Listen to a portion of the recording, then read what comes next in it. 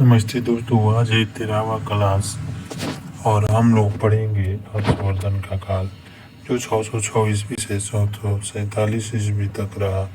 गुप्त साम्राज्य के पतन के करीब 100 साल बाद 7वीं शताब्दी के आरंभ में पुनः उत्तर भारत में एक विशाल साम्राज्य का उदय हुआ जिसका नाम था हर्ष का साम्राज्य।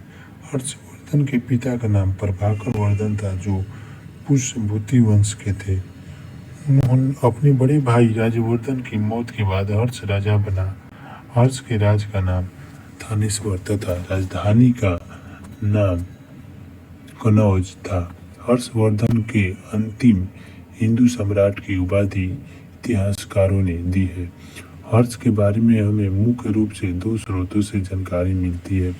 पहला स्रोत हर्ष के दरबारी कवि बाणभट्ट द्वारा रचित पुस्तक हर्षचरित। दूसरा स्रोत है हर्ष के काल में ही भारत यात्रा पर आए महान चीनी यात्री ह्वेनसांग 629 ईस्वी में भारत आया तथा 645 ईस्वी में यहाँ से गया। ह्वेनसांग ने जो यात्रा विवरण छोड़ा है वह सीयूकी के नाम से जाना जाता है। हर्षवर्धन के बारे में हमें दक्षिण भारत के गद्यमन अभिलेख से भी जानकारी प्राप्त होती है, किंतु इसकी प्रामाणिकता पर संदेह है।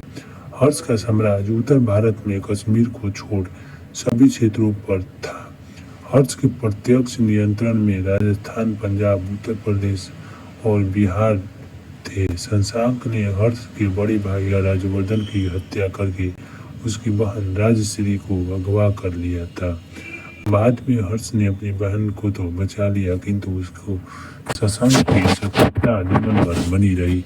शशांक वही सतवीरा था जिसने आकरण बोध गया के प्रसिद्ध बोध वृक्ष को कटवा दिया था। हर्षवर्धन की शत्रुता दक्षिणापथ में स्थित राज्य चालुक्य के राज पुलकेशिन द्वितीय से भी थी। माना जाता है कि 630 से 34 बीच हर्ष और पुलकेशिन द्वितीय के बीच जो युद्ध हुआ उसमें हर्ष की हार हो गई। हर्षवर्धन ने गुजरात में स्थित राजबल्लभी पर आक्रमण किए। उस समय बल्लभी का शासक ध्रुवसेन द्वितीय था। हर्ष ने ध्रुवसेन द्वितीय को पराजित कर दिया, किंतु गुर्जर शासक दौक कहने पर हर्ष ने ध्रुवसेन द्वितीय का राज उसे लौटा दिया। हर्ष ने सिंध क्षेत्र पर भी आक्रमण किया। हर्ष ने सिंधु राज को हरा दिया, किंतु उसका राज नहीं छीना और बेटुकार से ही संतुष्ट होकर वापस लौट गया। हर्षवर्धन का एक परम मित्र था जिसका नाम पुष्पाकर वर्मा। वह असम के कामरूप का शासक था। भास्कर वर्मा के दूत हेंसबेग थे। हर्ष के साथ मैत्री संबंध स्थापित करवाया था जो जीवन पर्यंत चला। हर्षवर्धन एक महान बौद्ध शासक था। वो अपनी धार्मिक सभाएं प्रयाग में आयोजित करता था। हर्षवर्धन ने महान चीनी बौद्ध यात्री ह्वेनसांग के सम्मान में कनौज सभा का आयोजन किया। माना जाता है कि हर्ष अंतिम बौद्ध प्रियदर्शिका के लेखक हर्ष को ही माना जाता है।